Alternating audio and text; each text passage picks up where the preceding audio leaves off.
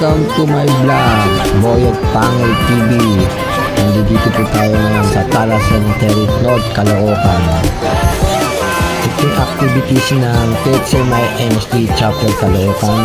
Kasama po natin dito ang lahat ng multiplier ng buong North Caloocan. Din po natin dyan ang mga rescuer ng Red Cross, ng Emergency Response Group ni Mayor Along Malapitan.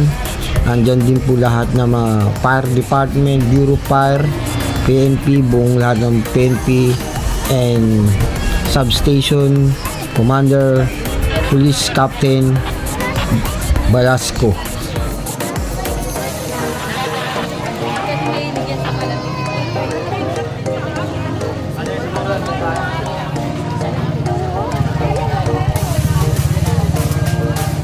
Bibili ka kasi na daw, cheap.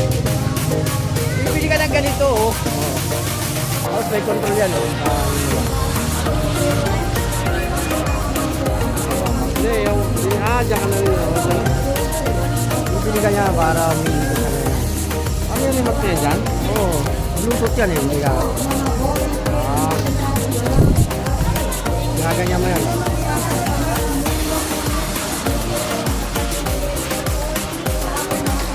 Iikot kami sa loob ng cemetery dito sa loob ng Cemetery Caloocan at kami nag-rubing at para makasita namin yung mga dalang alak, lighter, matulis na bagay, mga pinagbabawal na ipasok. Minsan kasi may mga nakakalusot din kasi, kaya yung mga sounds na malalakas, pabango, ano-ano pa mga pinagbabawal dito sa loob na di dapat dali nila sa araw ng undas.